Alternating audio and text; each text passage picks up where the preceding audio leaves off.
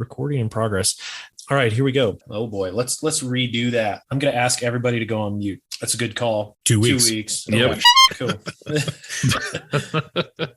And sorry, this fan. Let me turn that off. Let's do it again. Okay. Literally just said that. Nope. I'm going to do this again. I promise I'll get it right this time. Amateur. Okay. Well, that's awkward. He's on mute all. Well, you did tell us to mute, so. Oh boy, mute again. A twofer this episode. Scott. Safety first. Anyway, be honest, I am really excited that I got off of mute, first of all, before I started talking. You're muted, John. Happens to the best of us, Doug.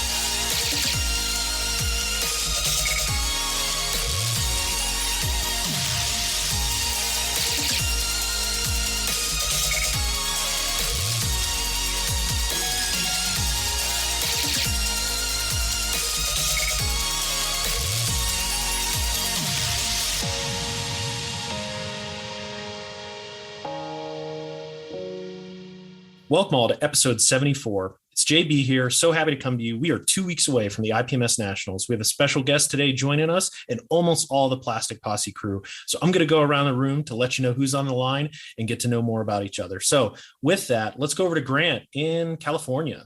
Hey, everybody. How's it going? 2 weeks. I can't believe it. Jeez, it's wild. Scott, how are you today? Really, really good, man. I like the rest of us. I cannot believe how fast this year has gone and can't wait to see all of you and so many of our friends in San Marcos, Texas. Same. I'm going to go to your neighbor, Doug. How are you today? I am well. Too hot, but other than that, I'm great. Great, Awesome. Very excited. We're going to go over to the East Coast. TJ, how are you today? Pretty good. Recovering from last night where I had no power from about 5 o'clock until around midnight, which ruined my Friday night because I had the house to myself and I couldn't get any modeling done, couldn't do anything. I read a book for a little while and then once it got too dark, I went to bed. Man, that sucks, especially in this heat. I bet it was a little musty. It was humid because, us civilized people are used to air conditioning, unlike our one host who was not here, who was playing the world's smallest violin for me when I was complaining about it last night. But, what are you going to do? Yeah, he's probably sweating without his AC right now, actually. And last up, talking about hot places, we're going down to Texas where everything's bigger there, including temperatures. Rob Booth, how you doing today, sir? Howdy. Thanks for having me. Yep, it's not quite 100 yet, but it's getting there. Outstanding. Excited to talk more about yourself, the IPMS, and the big show that's coming up. So with that, we're going to go back around the room. We're going to talk about what's on everyone's bench, and probably what's on their bench is what's going to Texas soon. So if I go in reverse order, Rob, I'm going to come back to you last, but I'll go to TJ first. I know he's been cranking on a figure. Anything else on your bench? That's been occupying most of my time. It's a 75 millimeter American Revolution Virginia militiaman. So it's almost done. I was working on the base this morning. I would have finished it last night if I had power and could actually see. So yeah, I've got that. And I've got another smaller 54 millimeter figure that I'm going to try to get done. They're small and he's pretty simple as a knight. Cause I want to enter in each of the major historical figure categories. And I actually don't do any 54 millimeters. So I bought him just for this. So I'll probably get him done. And then I know, it'll make Scott happy. I got to get on that 72nd scale F-35A. So I have everything ready for it. I just have to dedicate the time to doing it. That's awesome. Doug, how about yourself? What's on the bench for Texas? I know you've been working on dinosaurs. So yeah, I've got the dinosaurs, but I haven't been working on those. I've been pushing a little Bandai tie interceptor, the one that Scott Hall gave me. Trying to do a kind of different paint job on it. It's going to be kind of a bare metal scheme. And that's been my focus. My son wants me to build I can't remember what they're called, a series of dinosaurs from Warhammer, not dinosaurs, dragons. And I'm doing one of those for him. But other than that, that's been the big thing. Very good. I'm going to go to your neighbor again, Scott. I know you've been working on a lot of things, probably away from the bench. This podcast being one of them. But what's on your bench? Yeah, just trying to get things ready to go, starting to coordinate schedules, all the stuff that you would expect. I owe our buddy Brad at Tankcraft a photograph. He sent us an awesome table cover for our table in the vendor room, and we got the map on that. That's looking really, really exciting. As far as what's on my bench, I've got that 124 scale Viper. I've started prepping all the parts, sanding, smoothing, putting some putty on them. It's a large model, so there's going to be quite a bit of that. And then next step, obviously, will be some primer on it. Need to get a couple more pieces of brass rod. Got a new design on the canopy that lifts up, that pivots, and need some brass rod for that, little things like that. But that's about it. Just getting excited for Texas. Heck yeah, man. Heck yeah. It's going to be awesome. And we'll follow up with Grant. I know you've been cranking on stuff too for the show. Yeah. Finishing up a couple small figures, trying to figure out how I'm going to get everything there. That's my biggest thing right now, flying. I'm going with the style that you and everybody else uses now. I don't think I'm bringing the Pelican case. I'm going to put them in a transportation like plastic carrier. So I think that's what I'm going to do this year. Other than that, just getting ready, figuring out my schedule and everything, getting ready for the seminar with Scott, getting ready to see Rick's seminar to do that, getting ready to see a whole bunch of things. So I can't wait. Outstanding. It's going to be very exciting. You mentioned a few things that we're going to talk a little bit more of soon. And I'm going to go over to my partner in crime for the show and for the society, I guess you could say. Mr. Booth, if you didn't have enough already on your plate with the show and the society, what's on your bench for the Nats? Well, I'm trying to finish up a couple of pieces of our Texas Air National Guard group build. You might be able to see the tail of the 48 scale C-130 over the back of the chair there. That's got a ways to go. And I've got a MQ-1 Predator that is just about finished from Houston. Also have the Reaper that their wing flies right now. And the last one that's mine is an F-16 from the 149th in San Antonio that is, it's like a flying Texas flag, just about. Pretty cool looking F-16. Beyond that, I'm trying to finish up a little Gundam that pulled a wild hair out and painted him up to look like Captain America. So that's kind of a one-off for me. The last thing I'm going to try to finish up is a MQ-4 Global Hawk that is going to be my first foray into extreme weathering. So that should be interesting on top of everything else that's going on. That's awesome, Rob. So I think you might have matched me in terms of ongoing projects for the show that I hope to get done. So you have not a short list there.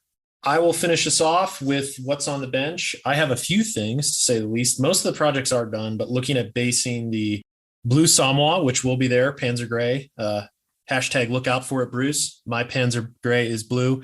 And I hope you wear my shirt or your shirt, Bruce, and we'll take a picture together. I can't wait for that. Also have the L70 I'll get a base for, and I'm working on a Sherman right now. I will say I made an order with AK, and there is a Land Rover showing up on Monday at my house. I made a small order, and it might get the slammer treatment. I don't know. So we'll see. But a lot of things going on in Colorado. Certainly excited for the event, which kind of leads us into our next major topic and first discussion topic of the day.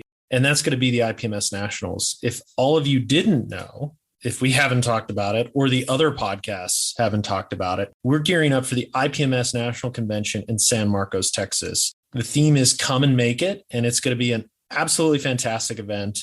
All of the information can be found online right now at nats2023.com. There you'll see that it's being hosted at the Embassy Suites in San Marcos. And it is from August 2nd to the 5th of 2023. So when this episode drops, it will be 2 weeks from that event. The center's great. The team has been working relentlessly. And I'll be honest, this team has worked relentlessly since before 2020. As we had the pandemic, the IPMS Nationals was canceled that year in 2020. This San Marcos team that I've had the privilege to be a part of has been planning this event essentially for over 4 years.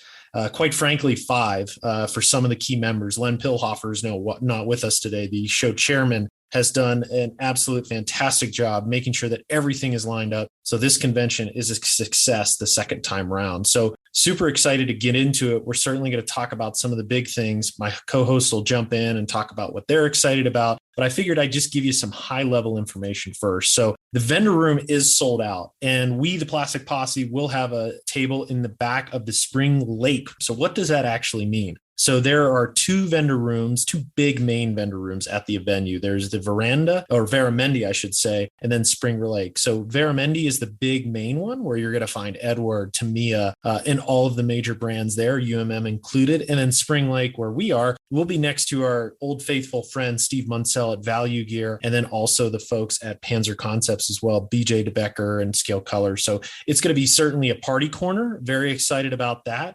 Two Bobs is next to us as well. We'll probably get some neighborly complaints about all the ruckus we're causing. I'm sure that's going to happen. But in addition to that, all the other podcasts will be joining us as well, including the Geeks, Mojo. There'll be representatives from others as well, and we're super excited about that. And then the small room, there is one other room for vendors there, and that is going to be dedicated to Squadron. So Squadron is setting up in one of the main halls. It's going to be one of the main rooms off the main hallway, I should say, and that is going to essentially recreate a hobby shop. So that's something that they're very excited to bring to the show, and we're super stoked to see what it's like. And then obviously there's a major section of the event dedicated to the National Contest Hall. So I'm going to pause talking right there, and I'm going to kick it over to my co-host, and maybe we'll just go around the room and maybe talk about what we're most excited about, what we're looking forward to. And I'll just start off with Scott. I know this has been a lot of planning, not only personally, but dare I say professionally with the podcast.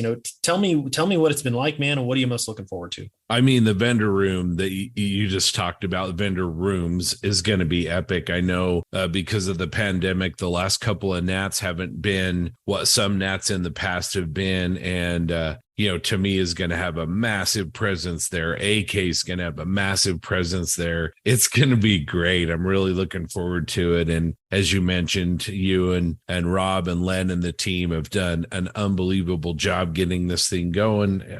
Really love that San Antonio, Austin area. I think it's going to be incredible. So yeah, the vendor room, I think, is going to be really, really stellar. You bring up a good point there, Scott. One of the things I'd love to talk about, and I'll kick it over to Grant, the seminar lineup is great. Maybe I'm a little biased because I help orchestrate it, but one of the great seminars that I'm looking forward to is the seminar that Scott and Grant are doing on 3D printing. So maybe, I'll start with Grant. Feel free to chip in, Scott, but give us a preview of what you plan on talking about. Well, first of all, three vendor rooms. Is anybody thought about Jensen? Do we need to take his wallet away? Because last year we had the same kind of problem and there was only one. So let's make sure we watch him. Take his passport too. Take his passport, because we don't, that man can spend some money on some hobbies. I've been working with Frill over at the Geeks. Yeah, he's a large man and he's going to keep an eye on Jensen. And if Jensen, gets out of line, we're going to send Frill over, give him the handshake of love, and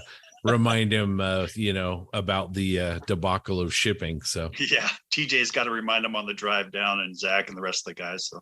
So me and Scott are going to give a hour long, I believe, 3D printing demo. We did this up in Seattle. We're going to change around a few things. We're going to talk basically about getting started in the process of 3D printing. We're not going to be doing a lot of technical stuff like, this is how you do CAD. We're going to talk to you about the basics, starting off, what you need to do, how you need to do it. It's really really informational slide presentation, and we talk a lot. Of course, me and Scott do talk a lot, so it'll be interesting. I hope you enjoy it. If you have time, please come see us. It's going to be great. We're going to talk about our printers, what we do, what kind of resins we use, what kind of printers we use. We both use different printers, and it's going to be very informational. I hope people have time to see it, and if they do, enjoy it. Scott? Yeah, I think that's pretty much it. I mean, there's a lot of people that don't have 3D printers and they don't really know if they want to get into it or not. So it's really kind of is 3D printing right for you? We're going to talk about safety and also what the benefits of 3D printing are. In 45 minutes to an hour, we can't obviously get into making anybody an expert, but I think it is a really, really good introduction to it, especially if you don't have a printer yet. So hopefully stop by and see what you think. Nice. That's pretty exciting. In addition to seminars, there's also workshops. So there's one by Grex that's every day. And I think there might be one ticket left if people are interested. But two other workshops that I'm super excited about. I'm attending one of them. The other is a Andrea miniatures painting seminar. So that's being put on by Henry and Bob. And it's going to be absolutely fantastic. They are providing all the materials and the figures that are primed, and it'll be truly an all-day workshop on figure painting with some world-class figure painters. Unfortunately, that class is sold out. But if you get to the event, you can always ask to see if there's a spot available. And then the other sold out class, there was two, and they sold out within a few hours. So we added another one, and that's Rick Lawler's groundwork workshop. So very excited to do that. There's one Thursday, Friday, and Saturday. They're almost all day events where it's a small group of about 10 people, and we're going to be building bases, and really excited to go to that. And again, that's sold out as well, but you never know. You might ask, and please, if you want to be on a wait list, send me, JB, a message. Happy to put you on it. We do have one that is a wait list. No one has actually reached out for the groundwork thing yet. So if you want to get your name on it and be first on the list in case someone cancels, please let me know. But certainly those are going to be great. And then TJ and I are going to be doing a seminar on complex airbrushing, and Jensen's going to join us as well. So that's going to be fun. We're going to talk about different techniques, whether it's camouflage, modulation, shading, all those things will be discussed. We're really putting your airbrush to use for things that are just not traditionally done with airbrushing, I guess you could think of. So that should be a great time. And then I'm going to kick it over to TJ to talk about maybe his wild ride down from DC to San Marcos. I think it's going to be he's going to bring the party van with the kids, and TJ, maybe give us an idea of not only the trip down, but I think Jensen's planning on coming a little bit early. What kind of events do you have planned for him and the others? Jackson and Grizz joining you. Yeah, we're taking the old party bus down from Virginia. I'm sure there's nothing weird about a 40-year-old dude driving with 3 25-year-olds in the car to Texas. Nothing sketchy about that. Yeah, so it's I think Jensen gets in Friday before we leave, so like really soon, like 2 weeks, a little over 2 weeks. So yeah, I'm going to do whatever he wants to do. He wants to go to Harper's Ferry, which am always down for, because I love Harper's Ferry. I can take him to all the historical sites there. We can go see John Brown's fort, all that cool stuff. And then I also told him I was going to take him up to Bear's Den, which is a pretty easy little hike on the Appalachian Trail. So I don't know if I'm sure a lot of listeners know that I live in Northern Virginia, but I live like right next to the Appalachian Trail, probably about a 10-minute drive to a trailhead. And it crosses over actually the main road that I live off of. So there's a neat little hiking spot up there, and you can see it when you're coming back from west of where I live. You drive up the mountain I live on the other side of, and you can see it's these rocks are like right at the top of a mountain. It's really cool. It's a neat little hike. And I've been up there before, and I was like, Jensen, you're getting your ass up here. This is really cool. You get to see the beauty that is Virginia. And we'll probably go out to dinner and probably hang out with Jackson. And then we leave, I believe, Sunday. We're still trying to pin all that down because this is a 2-day drive for us. And we're trying to get there to go to the museum with you guys.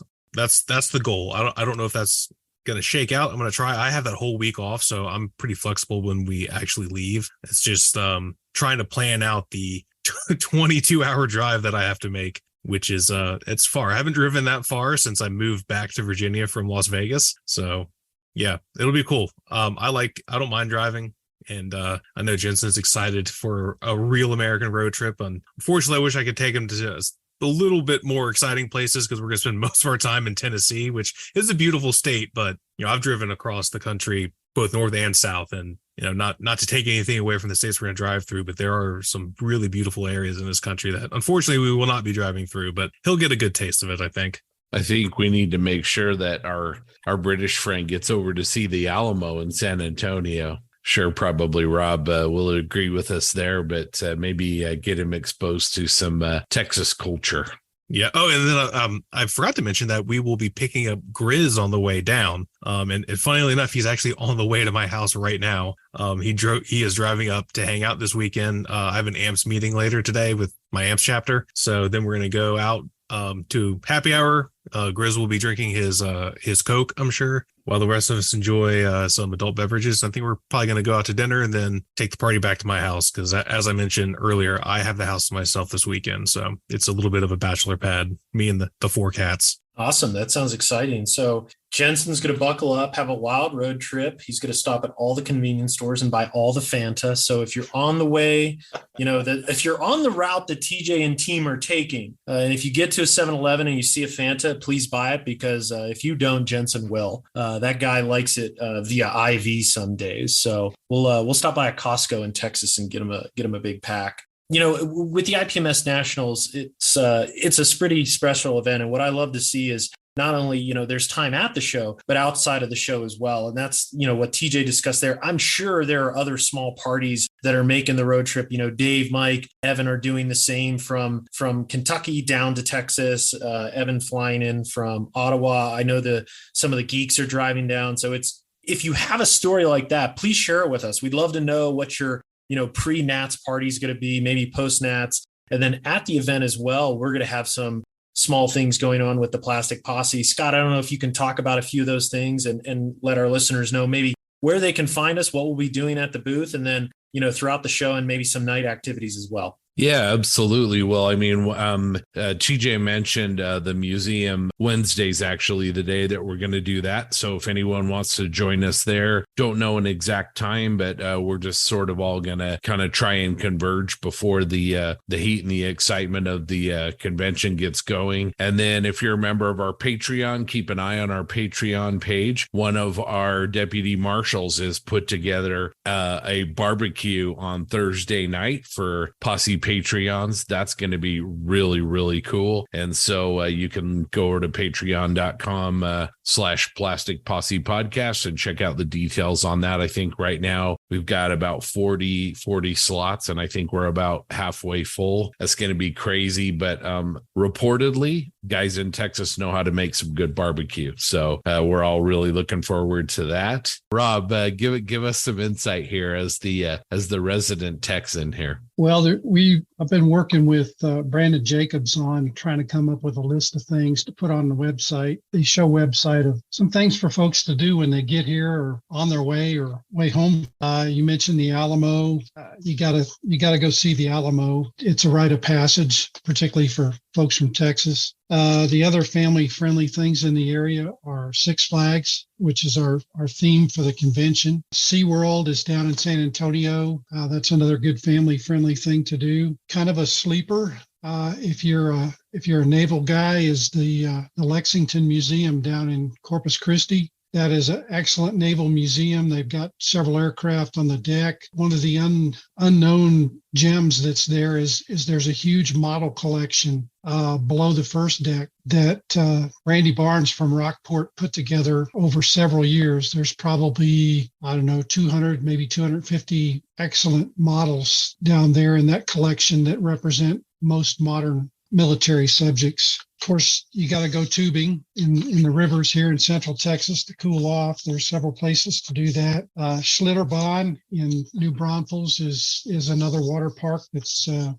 big deal. And of course, the gem of Central Texas is our barbecue joints. There are, probably 10 or 12 literally world famous barbecue joints within an hour's drive of San Marcos. I think if you can get Jensen in a car and take him to each one of these barbecue joints, he will move here. He will figure out a way to move here. But the first on my list, of course, is the Burnt Bean in Seguin. That's number 4 on the Texas Monthly Top 50 Barbecue Joints in Texas. And it's only, less than a 30-minute drive from San Marcos. So I'm sure there'll be several carloads headed down there Wednesday, Thursday, Friday, and Saturday. I got lots more barbecue joints, but Brandon will do a good job of publicizing those. Man, that sounds great. And then, once everybody's done kind of touring around at the seminar or at the convention itself, the posse, as I mentioned, will be in one of the vendor rooms.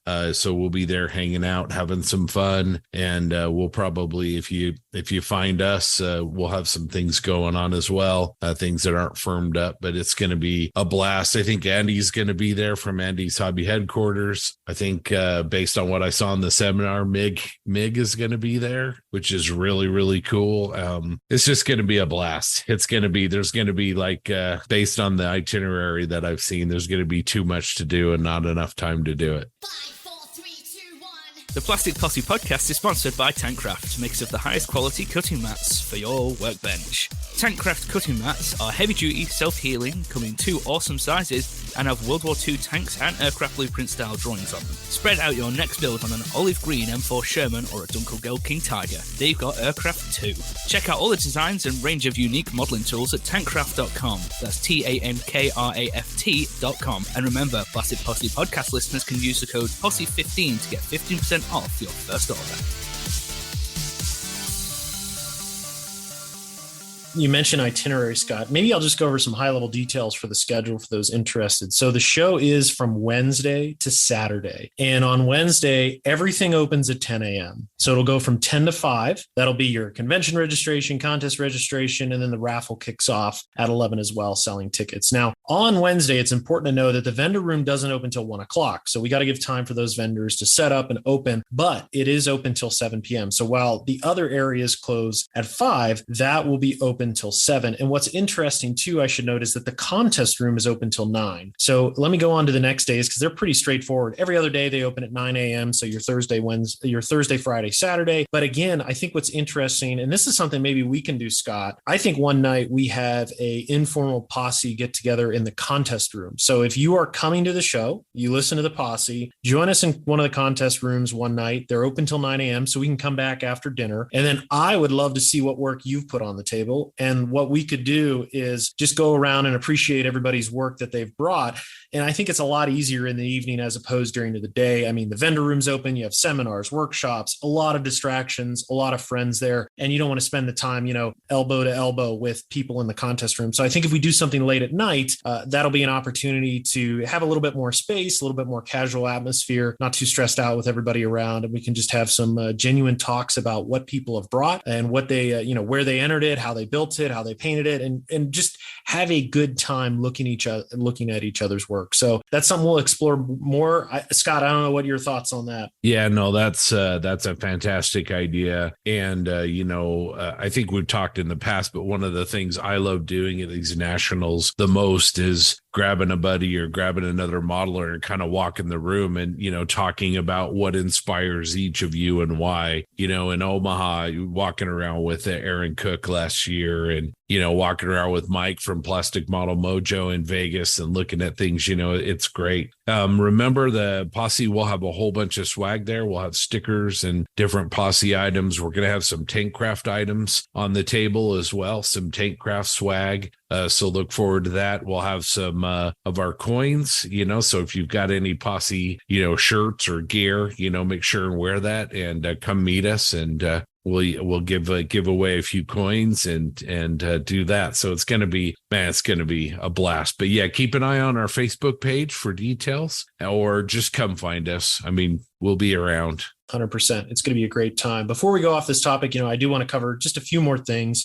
Doug, we haven't heard from you. What are you most looking forward to about this show? Just the hanging out with everybody. That was the one part when I wasn't sure if I was going to be able to make it. That was the one thing. There were so many guys that I've met over the last couple of years that I was really going to miss if I couldn't go. So that's my big thing, is just the hangouts, getting to know people better and seeing the old friends and making new ones. That really is the best part. Yes, it is. 100%. That's the reason. I like the models too, don't get me wrong, but the main reason why I go is to hang out with people. That's what it's all about, really. Models are great. I love the models, but hanging out with people and having fun until 3:00 in the morning, like we did every night last year, was awesome. I just want to, this is a great time for the rest of us here to thank Rob and John. As John was saying initially, this show has been years in the making and there's been a ton of work. We're going to get into some of the details, but I just want to say from the rest of us guys to John and Rob and to Len and Stan and your team down there, thank you so much for giving us a forum where all of us that share this passion from all over the nation and in Jensen's case, all over the world, and really come together and hang out. And it's because of your hard work and everything that you guys have invested in, and the society. Tip your hat to IPMS, because the Nationals is a great event. It's a blast. So anyway, thank you. I really, really appreciate it. And obviously I know you guys at home can't hear that we're excited at all about this thing. So yeah, Scott, you bring up a really good point, and thanks for the kudos. But a lot of it definitely goes to the local team in Texas. Rob included, Len. You mentioned Stan Spooner. I think what attendees will see this year is a different approach to the Nats in some ways. I think Stan, with his commercial experience and marketing and branding, has really brought a lot of that professionalism to a show that's, it's always just kind of gone along, dare I say, status quo. And this year, Stan and other members of the group have really thought outside the box in terms of what can we do to increase that attendee, what can we do to make the attendee experience better? And that's everything from, vendors, seminars, workshops, different types of entertainment when you enter the building, different timings of things, and maybe looking at how the flow of the show goes. So what I'm most hopeful for is attendees coming and seeing a Nationals that's a little different than any other Nationals that has been put on in the past. And really what I hope to have is that this event sets a standard that can be marked against for the next 20 to 30 years, where people go, do you remember Texas? They did this first. Or do you remember Texas? I remember they did this and it was amazing. So that's what I'm most looking forward to. And by the numbers, I will say, and Rob, you can correct me, but I believe that we have more pre-registrations for this show than any other IPMS Nationals that has ever been hosted. So I believe there are more than 700 people pre-registered for the show alone. Vendor tables were sold out in record time. The hotel was sold out in record time. So if you don't think Texas is a great place to host the IPMS Nationals, the data says differently. And maybe I'll kick it over to Rob if there's anything else you want to say about maybe the organization of the show or some things that the attendees can expect when coming on site. Sure. Thanks, John. I talked to Dick Montgomery right before we got on here, and he says that we have 783 adult pre-registrations. That's all. And we think that's very close to a record. He's looking a little further into that to see. But yeah, we've tried very hard to make this uniquely Texan from the theme of the show. Come and make it. That's one thing we've been pushing real hard in Region 6 with all of the clubs is a focus on helping modelers become better modelers across the region with our club meetings and demos at each of our shows down here. So it should be a great experience. That's one of the things that we've heard from feedback from the organization in the organization as a whole is modelers want ways to get better at what they do. And we're going to try real hard on focusing on that for the next couple of years. Hell yeah. And, one of the things Rob hinted at there were the awards. Maybe Rob, talk a little bit more about the awards and the uniqueness around them and how, if you get one, you're probably going to want to keep that in the display case. Yeah. Our awards this year are for first, second, and third are mini belt buckles. They're not a true buckle. You can't wear it on your belt, but it's a silver plated trophy buckle miniature that has all the convention information on it and some little jewel bling in it. And we're including in each award package a little plastic easel so that you can display that buckle right next to your model in your display case. The best ofs, the theme awards are all true trophy buckles, rodeo buckles. That these were all done by the folks at Custom Awards in Fredericksburg. They're famous across the state for doing these things for rodeos and FFAs, and we couldn't think of anything that would be more Texas for awards than belt buckles. So the bigger awards, the best ofs and the best of shows will be on they'll be mounted on a mesquite wood plaque that Stan worked with me to do some designing on. It'll have some laser inlay in it to focus on the show. So you'll be able to either wear the belt buckle if you choose to do so, or you could display it on your wall on the plaque. So these are really unique awards, and we're looking forward to being able to give them out. Yeah, it's pretty cool. I don't think there's probably the best accomplishment I think for Jensen would be to take one of those home. I know he's really gunning for one. He's certainly been talking about it a lot. And his inner American will definitely be on the show. I think if he does get one, he'll just wear it all the time. Even in the UK, he'll go into, Greg's and buy a sausage roll and have his belt buckle on and somehow pull money out of it to pay the people. Oh yeah, that's gorgeous. Yeah. So for our listeners who can't see, we'll post some pictures online. You can certainly see them on the IPMS pages as well. But Rob's holding up one of the belt buckles. This is for Best of Show. And it's just a work of art, to be honest. And it's certain that, damn, I'd be real proud to have that on my in my display case. Yeah. So I do want to push rewind and just talk about the special events one more time, what people can expect. Grant, I'm going to turn it over to you to mention a few things about Rick's seminar. Yeah, I'm texting with Rick right now. So Rick wanted me to throw out a few things. First of all, he's really happy that he's going to be there. He wants to say, he wants to thank everybody who bought some time with him.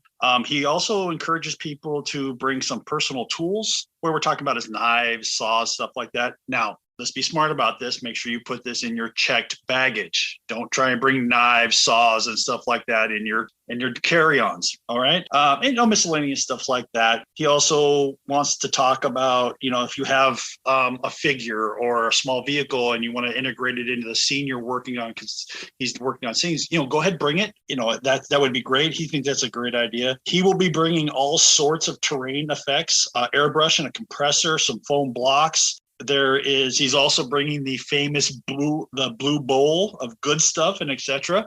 So he's got a lot of stuff for us, but he just said, there is some stuff you need to bring yourself, if you need your special saw or an X-Acto knife, things like that, bring them along, maybe bring some rocks or some bark or anything like that. But he's, like you said, Rick is really looking forward to this. He's, we had him on just a little while ago. He's really amped about all this. He's really happy that all you guys reached out, did this with him, and he can't wait to start. Awesome. Thanks, Grant. I was just thinking, I have a bunch of, they're pre-painted, but they're 35th scale MAK figures. Yep. I'm happy to bring a bunch. And, yep. If people want to use those as a little marker on their base, let us know. I think I have about 10 or so left. I bought them for a few bucks a piece. So happy to bring them if people want to put an article on their base. That'll certainly be exciting. That's that workshop. It's happening Thursday, Friday, Saturday. Doug actually messaged me while we're recording the show. So he is number 1 on the wait list for that. So if anybody else is interested, please reach out. In addition to that, I'll just remind everyone that TJ, Jensen, and I are giving a seminar on airbrushing techniques for complex schemes. That'll be Thursday at noon. The other seminar with Grant and Scott happens at 4:00 in the afternoon on that day. And then Friday afternoon, there is the Scale Model Podcast Roundtable hosted by the voice of Bob. So we're looking forward to that as well. There should be representatives from all the major podcasts there. So that should be fun. And then other key events that we want to talk about, as I mentioned, Rick Lawler, really excited to see Martin Drayton's Let's Get Started on Dioramas. That's going to be Thursday from 1 to 1:45. That'll be right after my and Jensen and TJ's seminar. And then also I want to highlight the Model Geeks. They'll be doing a seminar on U.S. Navy aircraft on Friday at 11 a.m. And then obviously the celebrity of the event is Mig Jimenez. He'll be doing a 2-hour special seminar on Friday from noon to 2:15.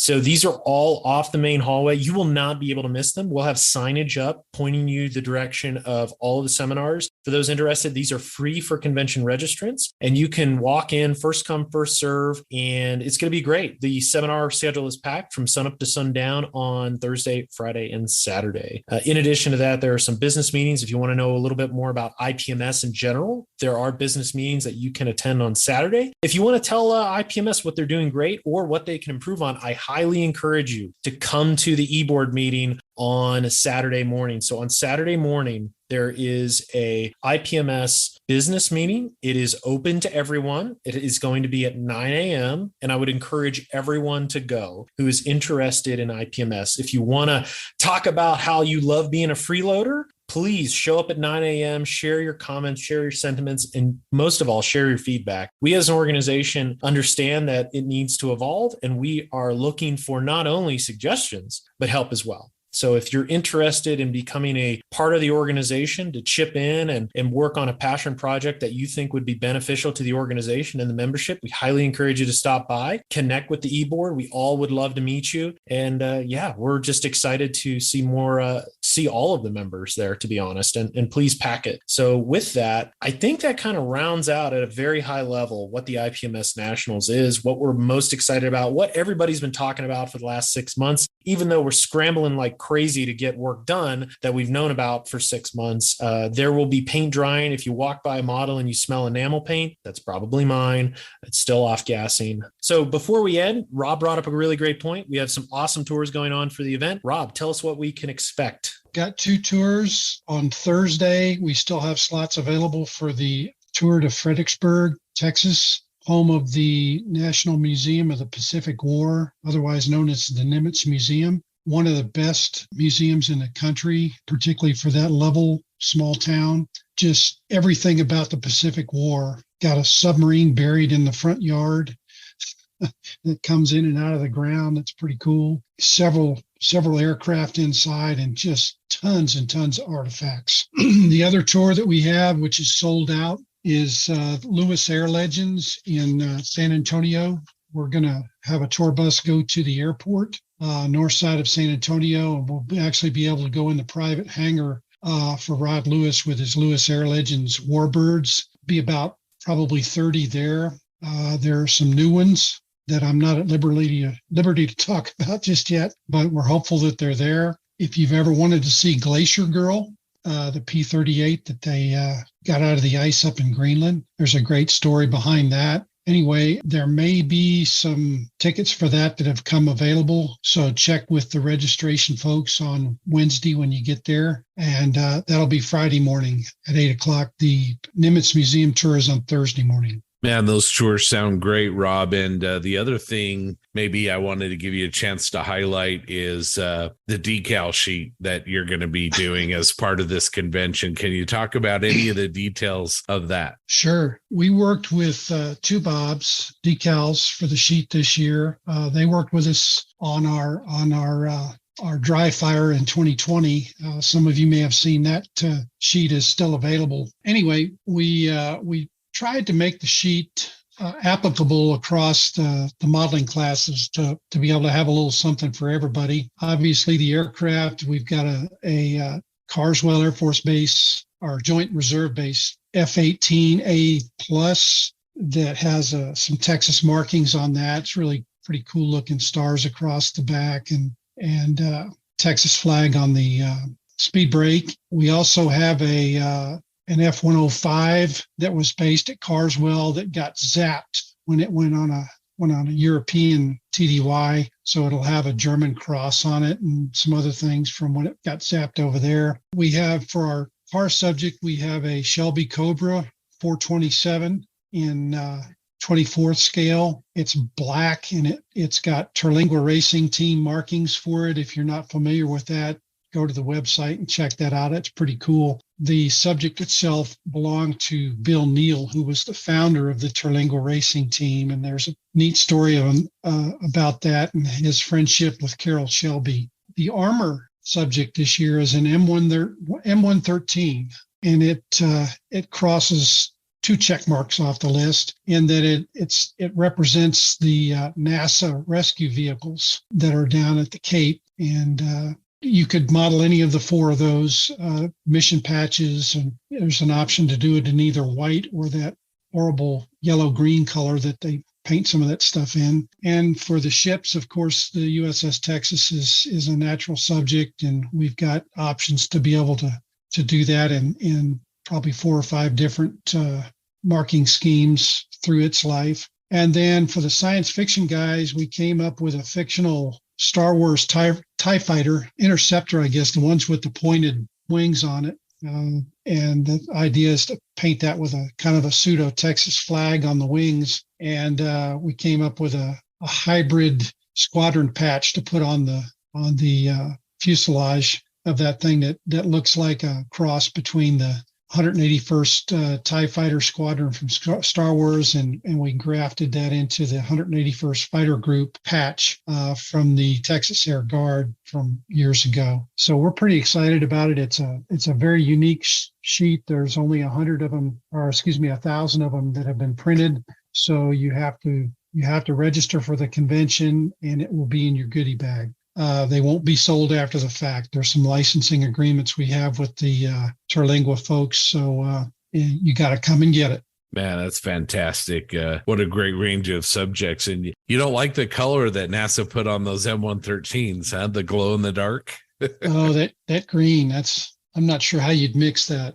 Well, I mean, so many reasons to come to San Marcos. If there's anybody out there still kind of thinking about it, I mean, the tours, the seminars, the local cuisine. I mean, Rob and his team, I think, have given you every reason they can to come. So hopefully we'll see lots and lots of you there. And obviously we are very, very excited about it. Well, John, I think that's a pretty good first discussion point.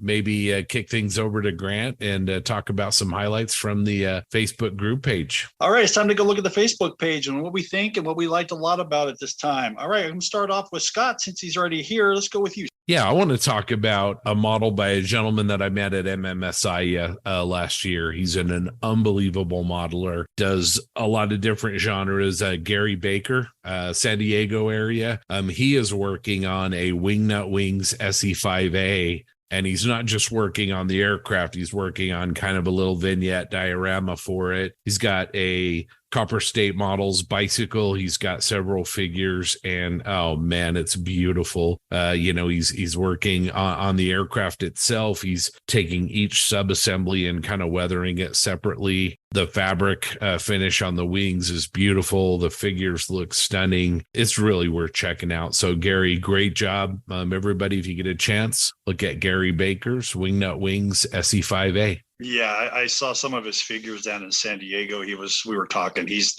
a fantastic painter. What a great guy too. He's really a really, really nice guy. All right, let's go over to Doug. Doug, what do you got? Well, I found Anth Quinn's Tamiya 1/35th scale Valentine. He did it in a Lend-Lease scheme, a Soviet paint scheme, and the armor itself is very, very nice. I was really impressed with his groundwork. It was very nice. He did some really cool stuff with the rocks, the variation in the rocks. It looks like it could be river rock with a bunch of different coloration in there. And the grass and stuff was very sharp. And then he put this piece of armor on it. And I don't know, that one just really popped to me. I really enjoyed that, checking that one out. Yeah, you're right. That's another one that's really, really beautiful work. Really beautiful work. TJ, what about you? Well, very predictably, I'm going to have to go with Stuart McKelland, who I am a very big fan of his work to begin with. But he recently did a PKA Alps L, the Leopard, which is, I'm sure I've mentioned more than once, my favorite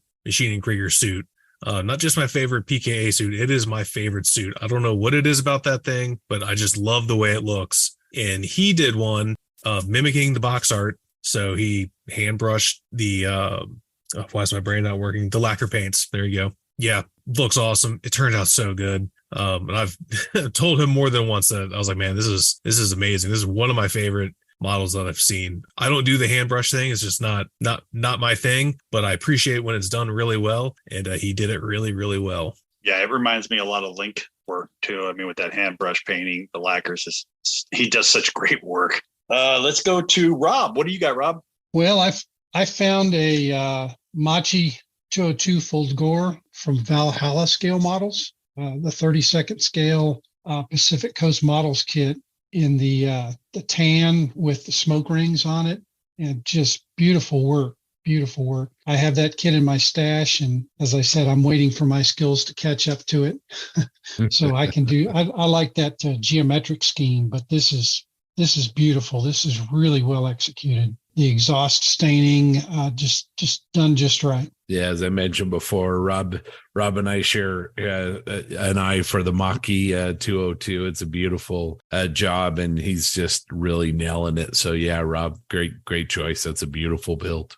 Yeah, Scott was all over that one today. So he's a big Machi fan. So JB, what about you? I'm going with Bruce Worrell, and it's not a model, but his shirt. I gotta give him a shout out for his bathroom selfie and his freeloader T-shirt. So for those of you that don't know, freeloader is a term of endearment now within IPMS, and I encourage everyone, if you have a freeloader shirt, please wear it to the IPMS Nationals. Let your presence be known.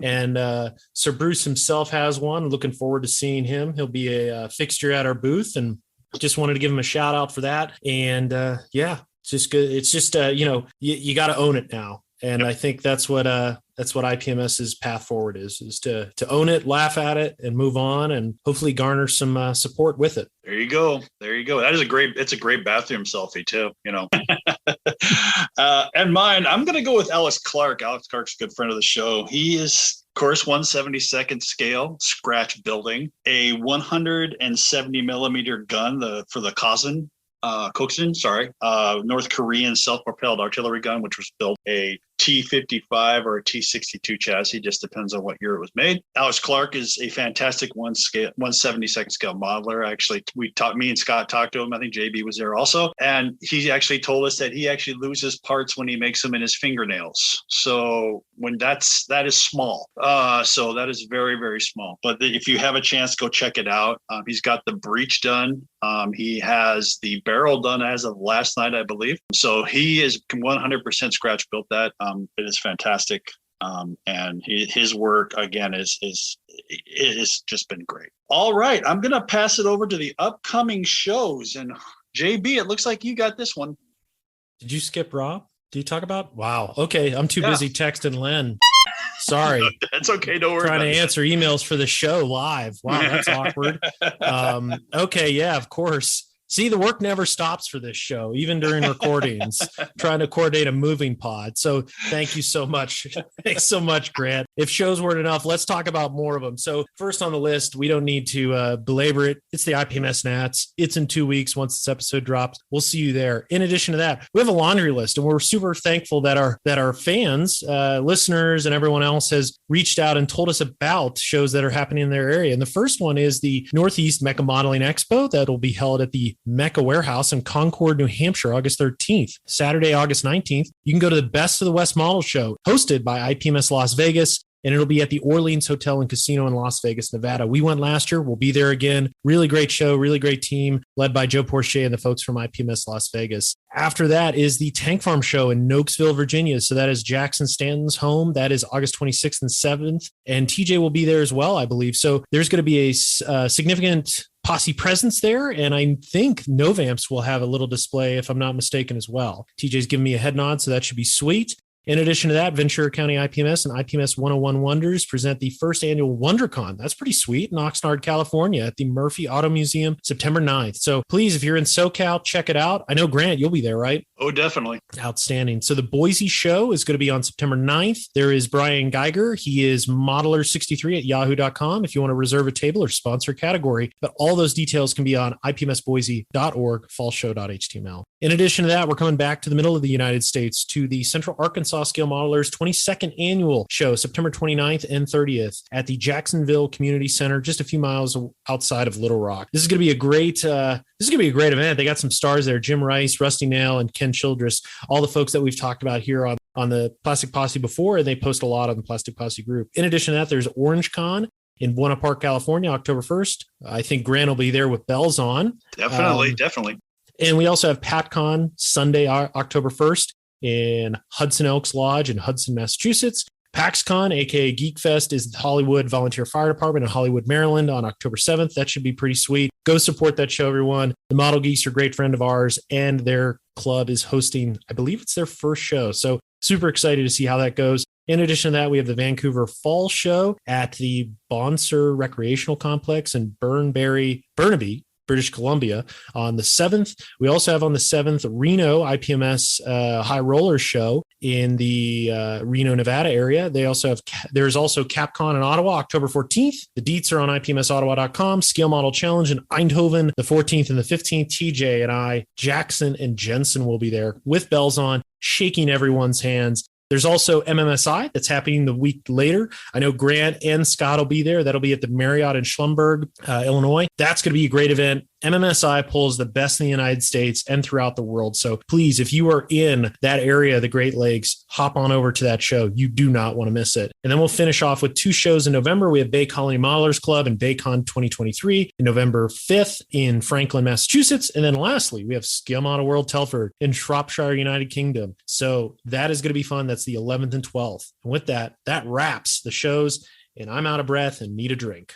Awesome job, JB. Let's move over to TJ for a MAK Group Build update as it comes down the home stretch.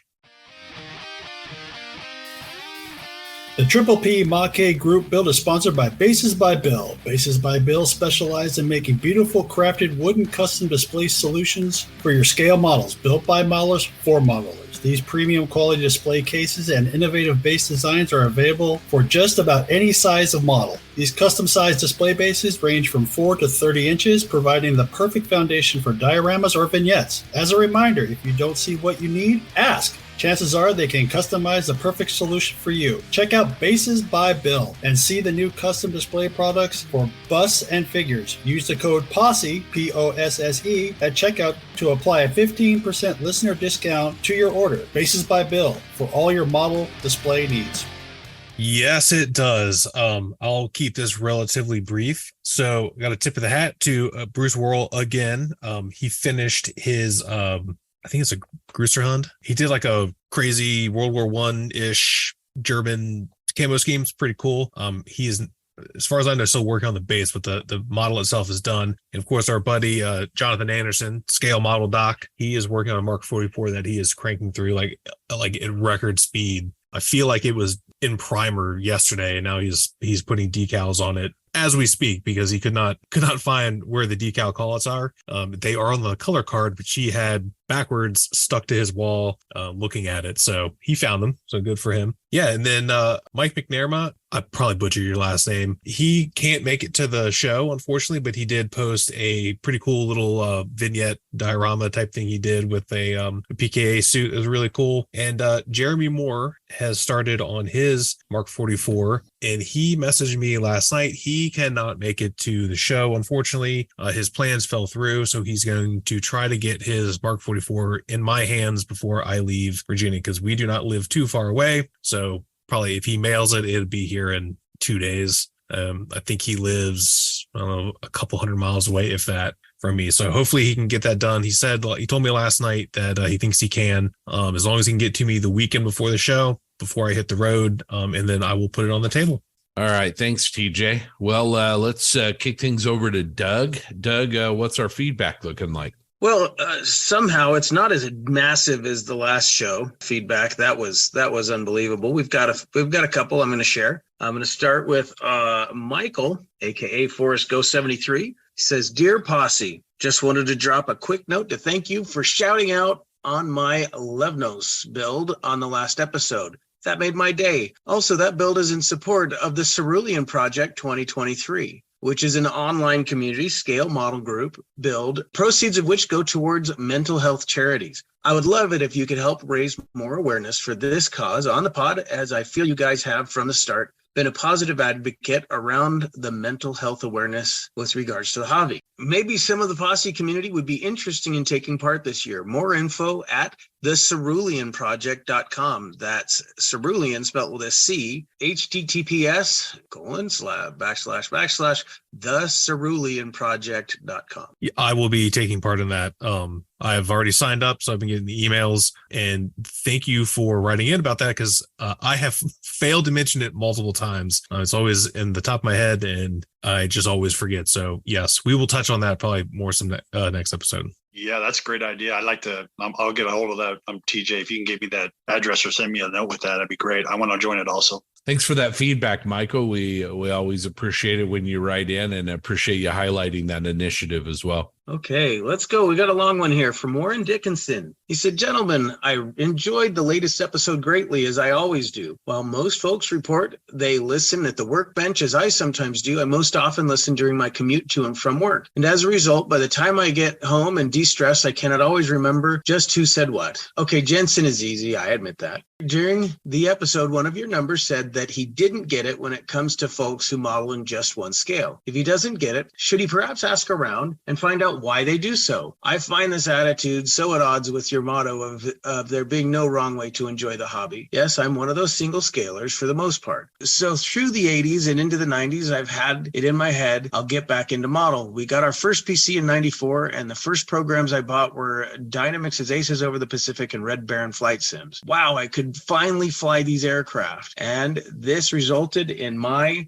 going to a hobby shop and buying my first 72nd scale kit. But this last year, I've determined that I'm really going to dedicate some time to this. Between a limited budget and limited space, I decided that 1/72nd scale aircraft was what I was interested in recreating. I like the idea of consistency of scale for what I'm going to display. I grew up building aircraft in 72nd, 148th, 132nd, and armor in 72nd, 48th, 32nd, and 35th scale. I've sampled that, and for my current situation and taste, I'm building in 1/72nd. Apologies for the long-winded gripe. My wife and I are also huge Fallout fans, and I'd love to find a way to do some modeling to recreate the Fallout verse as well. That was from Warren Dickinson.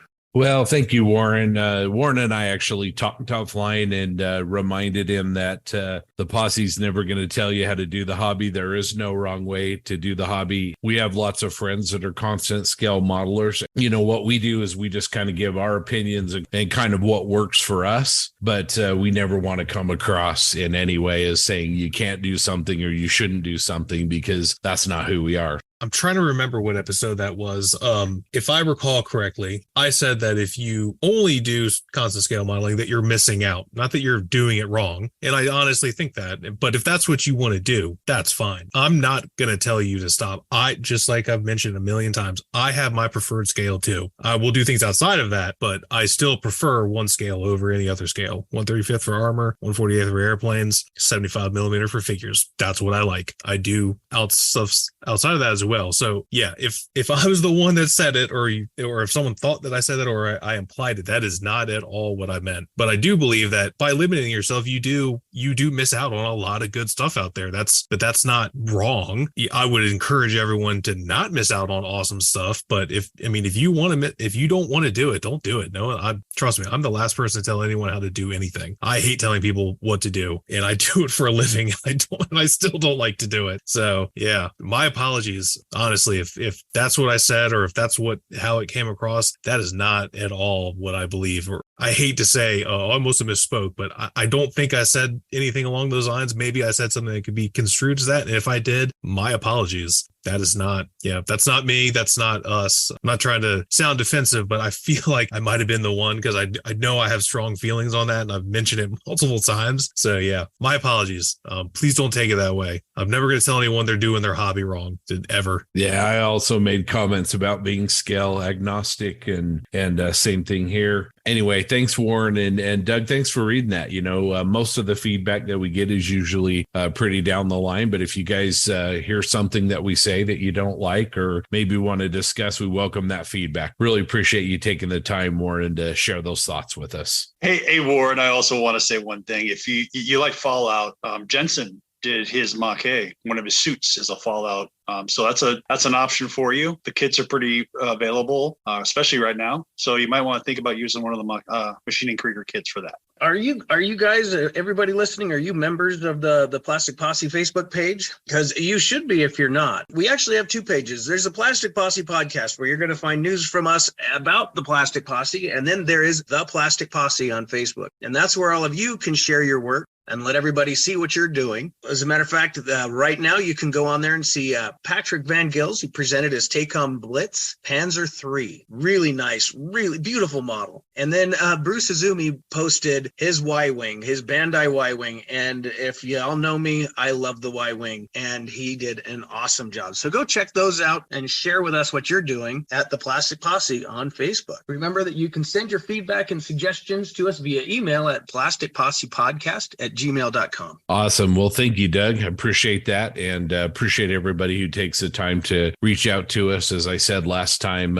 we appreciate all the feedback that you send. It's really, really terrific. All right. Well, let's do a catch up with our special guest. You know, we want to do kind of a mini interview with our friend Rob Booth, a very, very busy guy. Obviously a member of the 2024 NATS committee, as we've discussed, as well as being on the IPMS USA eBoard as the secretary. We had Rob on when he was running for that position, and he's been a good friend ever since. And he's a very, very hardworking guy. So, Rob, let's start out with just a little bit about Rob. You know, we've heard a couple of things that you have on your bench, but tell us who Rob is, how you kind of got into the hobby, and what motivates you to be a plastic modeler. Well, thanks, Scott. I started out like most of the rest of us as a kid, building models. I guess my earliest recollection is my dad was a career Air Force officer in the United States Air Force, and in 1967, I was in junior high school. We were living right outside of Randolph Air Force Base down in San Antonio, and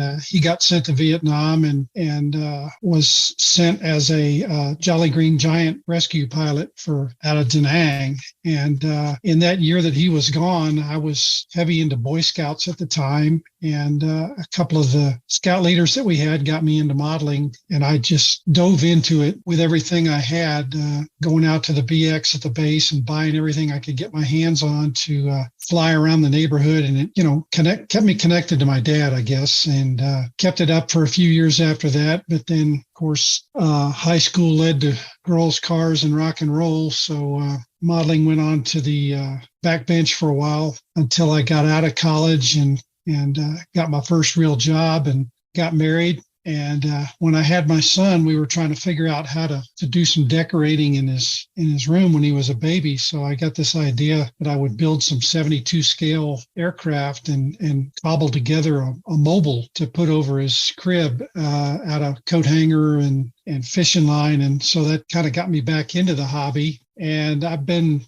pretty active in it since then. When we moved back to San Antonio in the late 90s, mid 90s, I guess, I got introduced to Alamo Squadron in San Antonio. Didn't take long for those guys to reel me in and talk me into becoming a president of the club for a year or two. I seem to have been the chief judge for that event, Model Fiesta, for many, many years, and just recently retired last year as the chief judge for that show. And it's a great group of guys. I moved up to the Hill Country in 2002, I guess it was, and was still commuting once a month down to San Antonio to go to the show or the club meetings down there. But I was kind of missing the camaraderie, so I put out some feelers and found some guys up here in the Hill Country in Kerrville and surrounding area where I live. And we have a build club. That's basically all we do is we have a build night on Tuesday nights. And I got 4 or 5 guys from this area that are regulars, and we sit around and build models and drink a little whiskey and shoot the bull. And got a few guys out of the San Antonio club that come up once or twice a month and participate in that.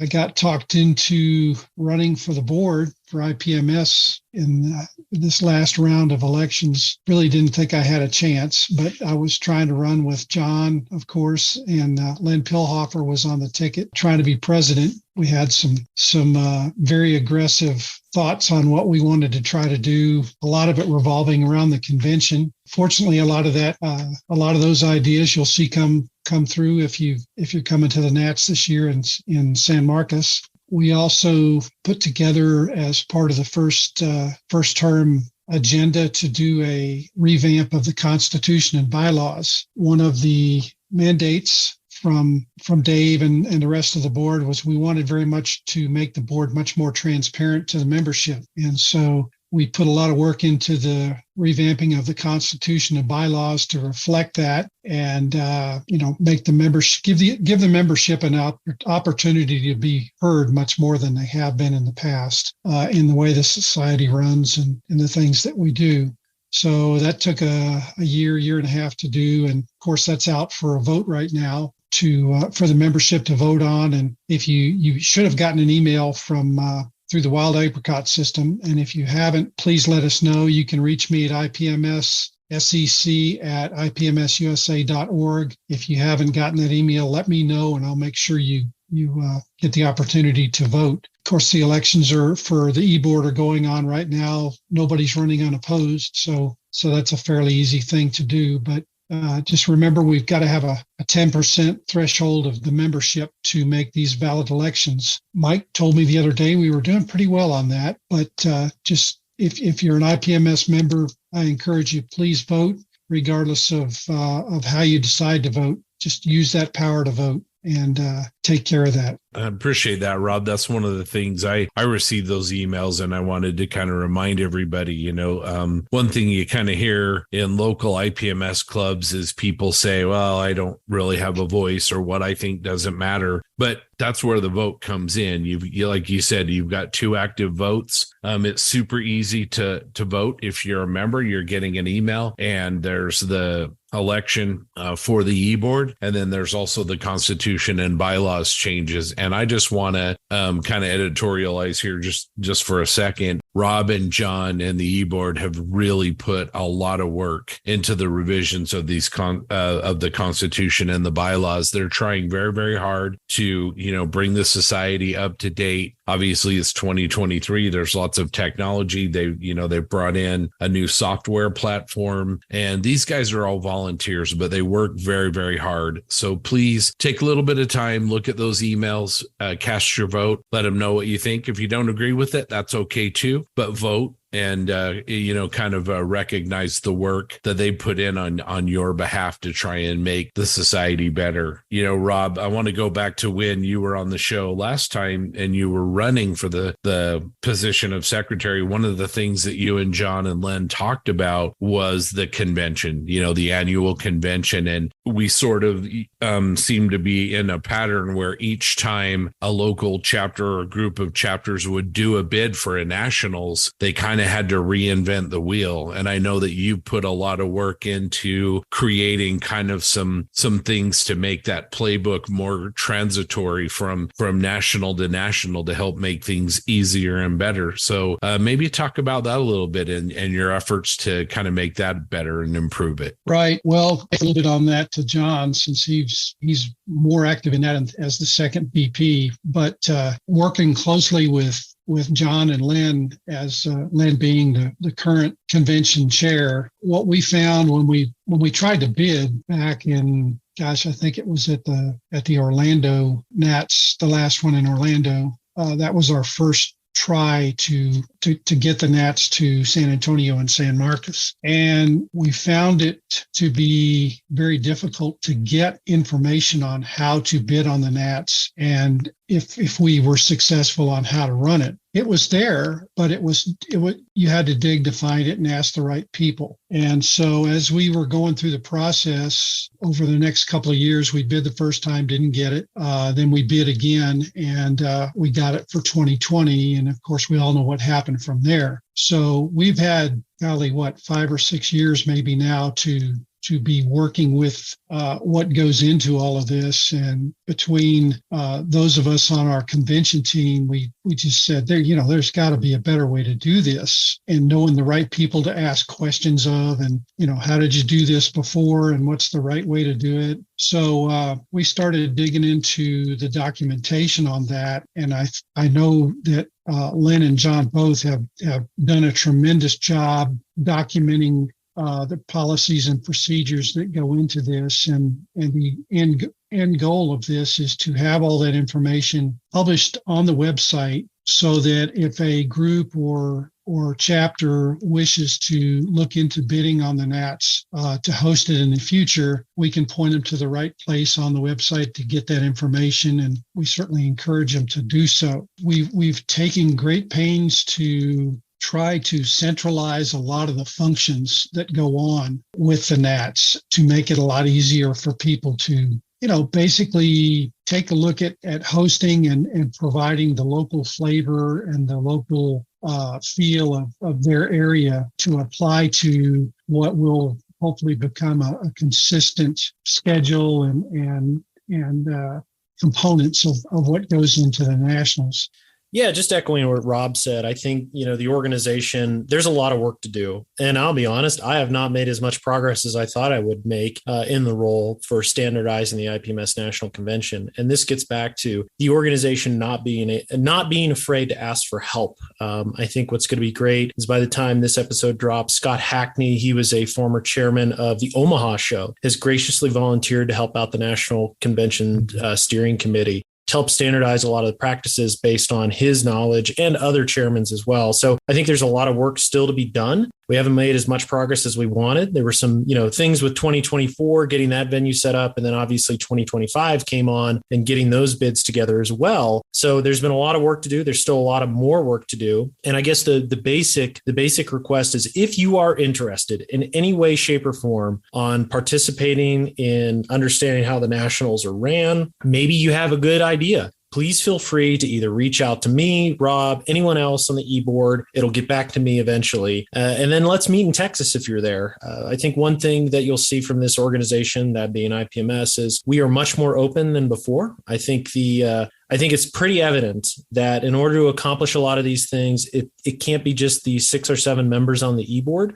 There's so much. And to be honest, it's not that, yes, there is a lot of work, but I think what's more important is that the membership has great ideas. And, members, everyone gets a vote. Everyone also has the ability to help the organization out, even if you're not in an elected position. So we want to encourage more member participation and hopefully take your great ideas, best practices, and put them to use. And that even goes for professional services as well. One of the things I do want to highlight is IPMS right now is looking for an insurance specialist, specifically for events. One of the things that is a key component of the IPMS National Convention and the organization at large is insurance to help host these events. We would love it if someone in our ranks, or even if they're not in our ranks, dare I say, we'll comp you a membership if you're an insurance specialist and you can help us out, because we would love that type of expertise in-house. And I think that's what you're going to see a little bit more from IPMS going forward, is where we start to leverage the membership, their professional experience, their expertise to help out things in the organization that traditionally we haven't,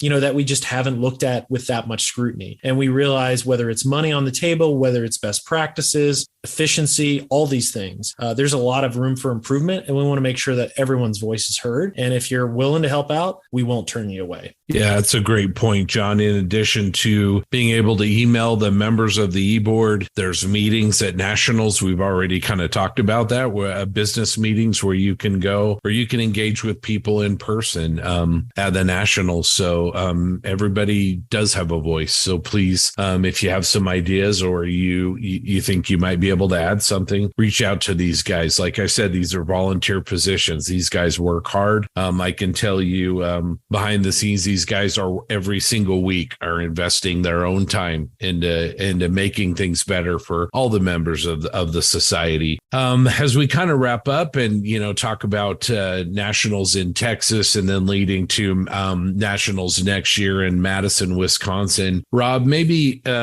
what's one or two things that you guys want to work on or that you are working on behalf of the membership that you'd like to talk about? Sure. Well, after the infamous freeloader incident, John and I both were paying an awful lot of attention to commentary on Facebook. We were listening loud and clear, as it were, to things that people were saying. And so I can tell you that the board is making several commitments moving forward into the next term to kind of revisit the value that's available through IPMS as part of the membership package. And we're listening to what people want out of that. What can IPMS do to help you become a better modeler? That's going to be our message moving forward. We want to, of course, reach out to some of the underrepresented genres in the hobby as far as IPMS is concerned, reaching out to the Gundam communities and the science fiction communities that we'd love to see have a bigger presence at not just the NATS, but at all of our IPMS affiliated shows and contests. I just want to add to that real quick, Rob. For everyone, when Rob mentions underrepresented, it's because IPMS has ignored to a large extent these genres of modeling, as opposed to, when you think of IPMS, there's a reason it's been called the International Plane Modeler Society. And what is hopeful is what the eBoard and, members that are coming on special committees to support the growth of IPMS is to really give attention and credit and spotlight towards genres of modeling that have been ignored or largely,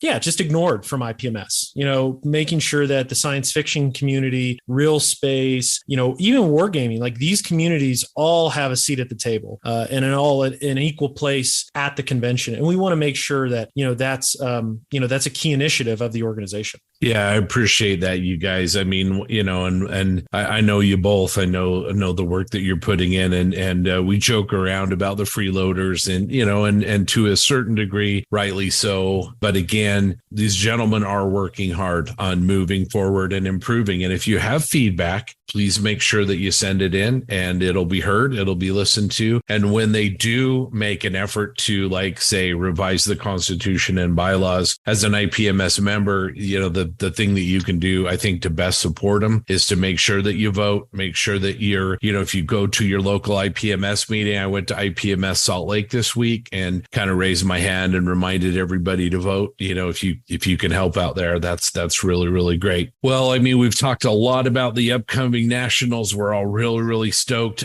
John, maybe if you can give us like a quick preview for IPMS Nationals 2024 in Madison, Wisconsin, and then we'll wrap things up. Yeah, thanks, Scott. This will be just really quick. We're not even through 2023, but I think it's important to highlight 2024. So 2024, the IPMS Nationals will be in Madison, Wisconsin. The event location has changed. We will be at the Monona Terrace, which is in downtown Madison, which is a really beautiful facility designed by Frank Lloyd Wright. And the show will be July 17th through the 20th, 2024. And the event itself is being hosted by the Mad City Scale Modeler. So that is a crew being led by Jeff Hearn. The team is already hard at work, and it's been already almost a year in the making, dare I say, for 2024. So there's a lot of important things going on behind the scenes to support the show already. They'll have a presence in Texas to tell you more about it. But as we think about the IPMS Nationals evolving, Texas has taken that first big leap, and I expect that Madison will continue the trend of bringing more to our membership and giving them something that's truly unforgettable. Well, again, thank you.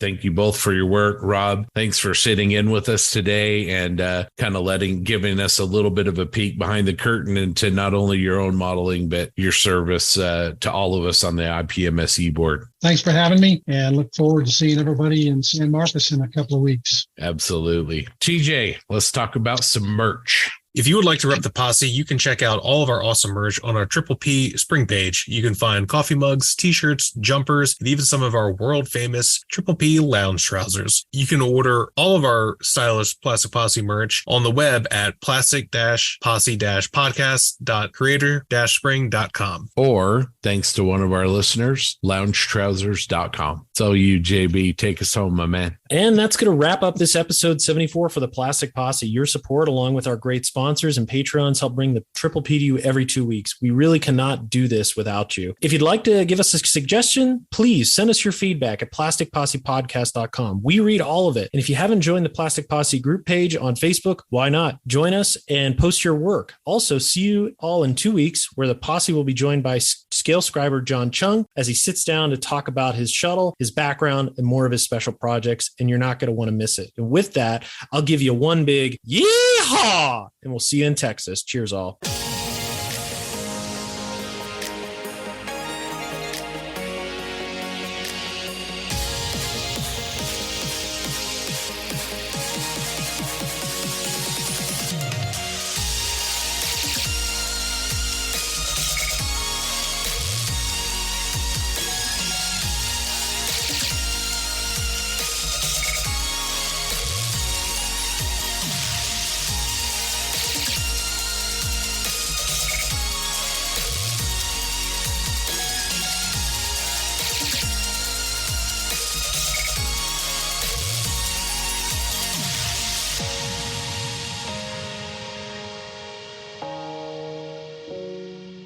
If you would like to support the Triple P and become a Plastic Posse Outrider, it's super easy. Just go over to our Patreon page at patreon.com/Plastic Posse Podcast and set up a recurring donation there. These contributions help offset the costs of bringing you the Triple P. There are 3 different tiers of support starting at just $1 a month, and there's some great benefits. Early access to podcasts, premium access to the host, the chance to appear on a podcast, and exclusive Triple P content like JB's recent trip to Normandy with Patreon-only photos. Let's recognize our amazing high-flying deputy marshals. These guys ride the range every month and do a great job. Craig Flynn, Brian Kreiner, Scale Modelcraft, Ken Childress, Nick Butta, Drew Gardner, Scott Hall, Tim Hume, Frank Perrone, Dennis Tennant, the voice of Bob, Jeremy Diamond, Ryan Smith, Terry Wilkinson, Chris Lovewell, Andrew Callis, Ethan Odenmill, Bruce the Model Noob, Steve Baker, Eric Digleash, Joe Porche, Graham Pearson, Patrick Brown, Steve Schaefer, Jay Kidd, Brandon Gentry, Robert Klein, Mark Ewing, Ted Kawahara, Toadman, Model Doc, Doug Reed, Greg James, Les Ricala, B Colt 1911, John Everett, Josh Buck, Black Rifle Model Works, Thomas Baniak, Mark Bradley, Zach Pease, Joel Munson, Eric Brubaker, Jeremy Moore, DB Scale Model Studios, Matt Johnston, Jeremy Elliott, Mike Talley, Previous Seat, Mediocre Middle-Aged Modeler, Dan Offel, and JC Osborne. Let's also recognize our excellent posse foremen. These foremen are outriders who give the deputy marshals a hand keeping our fences mended and our horses fed. We have Eddie, Ross, George, Gary, Warhoff Models, Drew, Ross, Eric, Len, Cliff, Eric, Mike, Papa Steve, Logan, Red Beach One Studios, MD Models, JV, Damian, Kieran, Cody, Tim, Nuke Man, Mike, Greg, Jack, Ash, Irish Pat,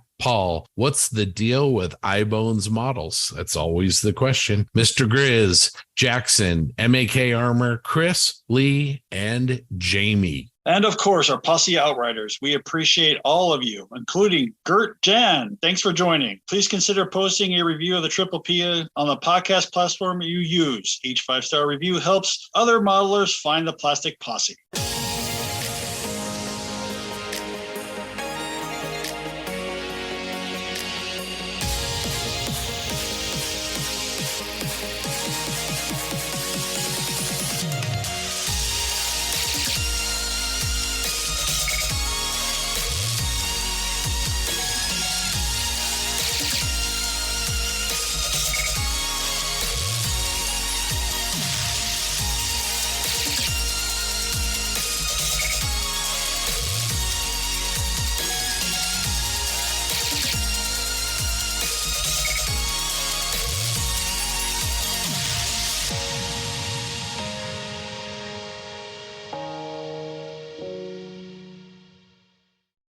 I know, I'm sure Doug's seen it. I'm sure you have too, Scott, but they made dropped another trailer for Ahsoka, and my goodness, does it look so freaking awesome.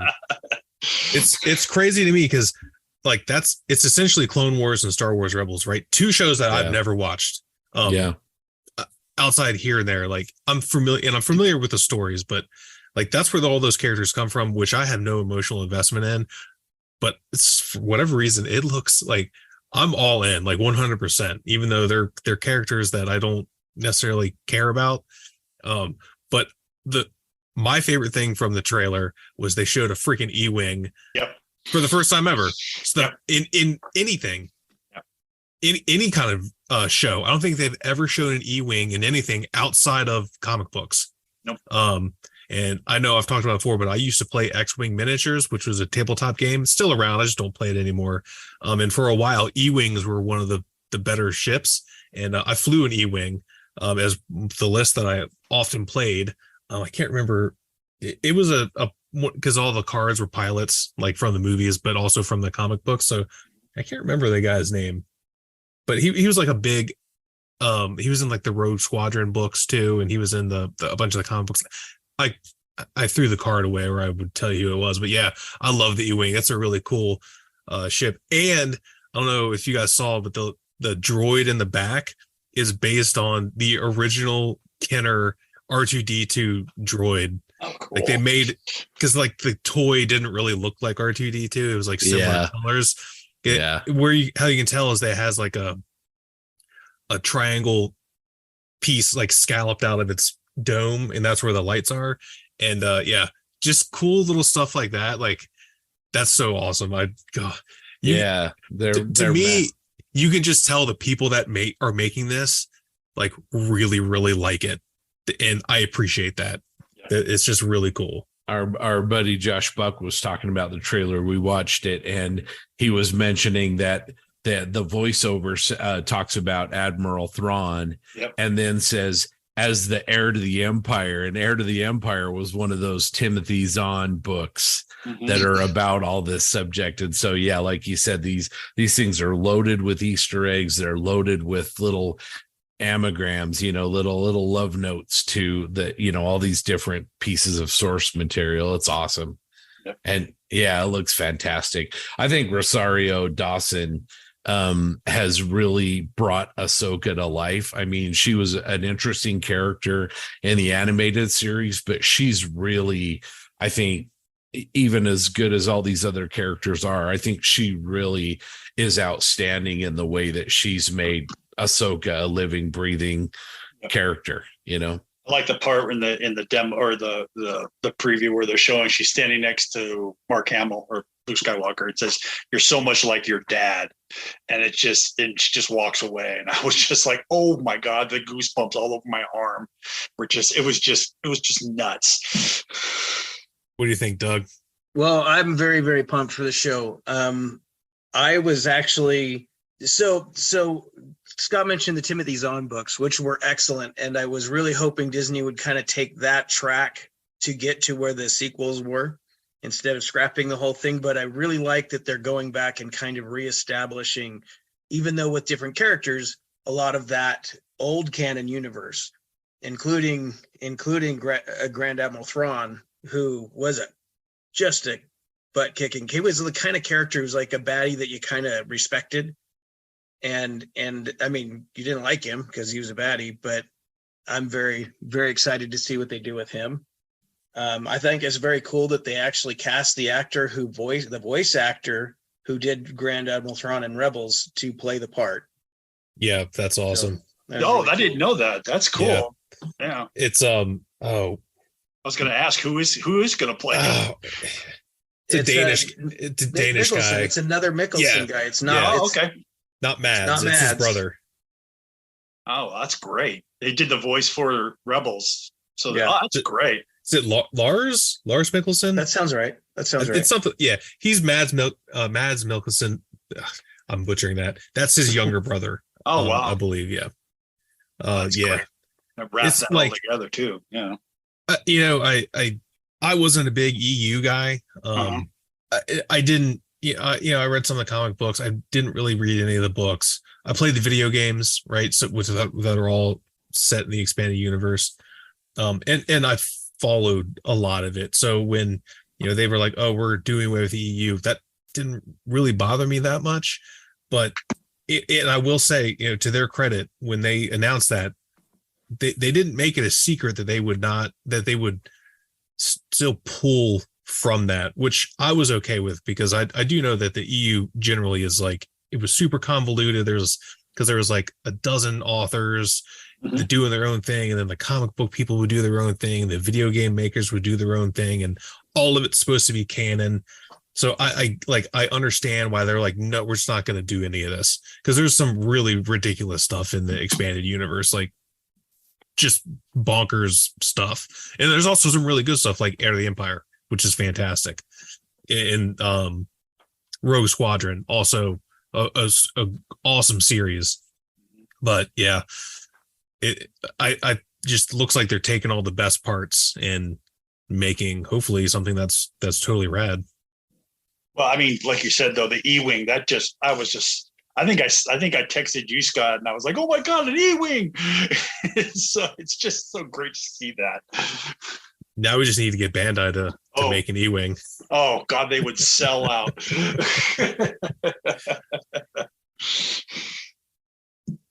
Or Scott's 3D printer buddy up in Canada needs to.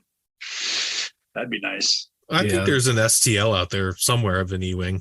I feel like I've seen one. Or a resin kit somewhere. Someone made a resin kit at some point. Yeah. That Elaine's new Sandcrawler STL file. Oh my gosh, it's amazing! It's amazing. It's just, what size do you make it? Crazy. John, I know you watched this, and but you've been gone for a while. Have you caught up with the Righteous Gemstones this season? I have not. I need to, man. Dude, you're missing. It's probably the best it's ever been. Oh, it's so good. That's good to know, because we've been catching up on the new Marvel series on Disney with Secret Invasion. Yeah. That's all right. we've watched like the first 2 episodes. I'm trying to get caught up on things. Watch that. It was okay. The new Shazam I thought was pretty good. I haven't seen that yet. It's pretty good. Oh, I heard it was good. It was the new Shazam was fun. It's dumb as heck, but it was fun. It was exactly what it's supposed to be. You're never supposed to take those movies seriously. Yep. And then I think Doug, you saw it too. The new Indiana Jones movie. I know I saw it. Oh, I you saw haven't? it. I saw it. Scott, you saw it. So what did I enjoyed it. It's not The Last Crusade. It's not Raiders of the Lost Ark, but as a enjoyable piece of fiction, I thought it was fine. Right. Like I was entertained from start to finish. The beginning sequence, the flashback is fantastic. That alone is worth the cost of your ticket. The rest of the movie's okay. It's definitely better than the last one. It just feels more Indiana Jones than the last movie does. So I liked it. I'm glad I saw it. That's all I'm gonna say. No spoilers, but I enjoyed it. It was worth it. So my only complaint with the flashback is the de-aging technology is marvelous. However, he still sounded like 80-year-old Harrison Ford. That was my only complaint. I feel like they may be, if they're going to do that, go all in and do kind of like what they did with Mark Hamill when he did the de-aged Luke Skywalker from The Mandalorian. That was him speaking too, but they changed his voice so he sounded more like early 30s Mark Hamill because let's see, what the flashback was in the 40s, right? So that would have been, I guess he would have been in his 40s. I don't remember how old Indiana Jones was supposed to be, because I guess he was like in his late 30s in Last Crusade, which was before World War II, so he was probably like early 40s. So he did not sound like early 40s Harrison Ford. He sounded like 80-year-old Harrison Ford. That was my only complaint. But it looked really good. It was very convincing for like 99% of the shots. There was like 1 or 2 shots were like, okay, that's a little rough. But for the most part, I'm like, dude, that looks like Harrison Ford, like from the early 1990s. Way better than like what they did with Grand Moff Tarkin in Rogue One. A lot more convincing. They've really improved it as time's gone on. Wow. Are you an indie nerd, Rob? Yep, I love all those movies. I haven't seen the new one yet. Actually, we were going to try to work it in this weekend, so we'll see how it goes. I hope you do. I mean, it's like I said, it's not one of the classic movies. It just isn't. But I enjoyed it. My wife enjoyed it. My kids enjoyed it. My kids aren't like the biggest Indiana Jones fans. Not like me. I forget, after Star Wars and Lord of the Rings, it's Indiana Jones for me. So, I really enjoyed it. I'll watch it again for sure when it comes out on video. Yeah, just make sure you get to the theater in time so you don't miss the opening, and grab your popcorn and hold on. So this weekend, I'm either today I'll say we're either going to see Mission Impossible or Joyride. So yeah, I want to see Mission Impossible so bad. Yeah.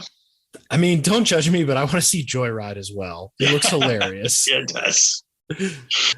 But yeah, Mission Impossible is at the top of the list. Yeah. It's funny because my wife is not. We have a similar taste in some movies. Like we like a lot of the same comedies. But there's stuff like that. She's not really in action. She doesn't care about Star Wars, Lord of the Rings, any of that stuff. But she does love the Mission Impossible movies because we've seen most of them. I mean, we've been together 17 years, so we've seen any Mission Impossible movie that's come out since then. I know for a fact we've seen together, and we enjoy all of them. So I'll probably be seeing that next, because she's out of town this weekend. So hopefully I'll see it next weekend. But it's a franchise that gets better with every movie. The last one was amazing. Yeah, last one was really good. I'm actually not a huge fan of the franchise. The last one was really good. I was was impressed. Oh, and a YouTube recommendation. There's a series called Bring the Heat where a guy has a star on and he gives them 10 progressively hotter chicken wings. And then asked them questions about their career. He did one with Jennifer Lawrence, and you guys got to watch it. It's so great. It is so great. Yeah. While we're on go ahead, Scott. Sorry. No, go ahead, John. I was going to say, while we're on the topic of YouTube, this is going to sound random, but I discovered History Channel has their old Modern Marvel series on YouTube. That was cool. That was a good show. Yeah. I just watched the one on the Manhattan Project. It was good. Yeah. I mean, no commercials, 45 minutes long. Oh, that's cool. Yeah. I gotta watch more of them. But yeah, Modern Marvels, a classic. I've discovered a daily vlog called Escape to Rural France. And this guy who was a gardener, he's English, but he lives in France. He's a gardener. He bought this chateau that suffered a fire like 50 years ago, and it's been sitting there. And every day he does a vlog, and this guy is single-handedly, I mean, he has a little bit of help, but it's mostly him bringing this great big huge French chateau back to life. It's awesome. My wife loves that vlog. She watches it every day too. So it's really good. It's really good. Yeah. Yeah. It's how about Tacom's 1/72nd scale M60 A1 and A3? Yeah. I'll have those. I'll have those, and the brand new 1/35th scale F Stug and the EF, the E or F Stug. So I'm telling you, Tacom is kicking some butt. Yeah, I can hear Evan McCallan squealing from Ottawa. Yeah, Denver. I know. Alex Clark is like screaming. I'm like, he's like really happy about those M60s. I've seen 2 or 3 build reviews. I am dying. I pre-ordered the AMT brand that Round 2 does. They've started a new thing called a studio scale version. Their initial kit is a 1/32nd scale TIE fighter. Oh, and it looks fantastic. It's really big, but it's designed to be like a Bandai kit. No glue required. I'll glue mine, obviously. But the fit and the engineering, the way they put the solar panels together, it's revolutionary. It's awesome. I cannot wait. So I'm super excited. I can't believe I'm going to say this, but I'm super excited for an AMT kit. Yeah. So 32nd scale, that's twice the height of this. Yep. Mm-hmm. That's going to be massive. Huge. That's going to be so cool. Yeah. There's no models that I've given to people that I wish that I still had. The only one really is the 48 scale TIE fighter that I gave you, Scott, which I'm not saying I want it back. I'm just saying, because I really like that model. I think I did a good job on it, and it's big.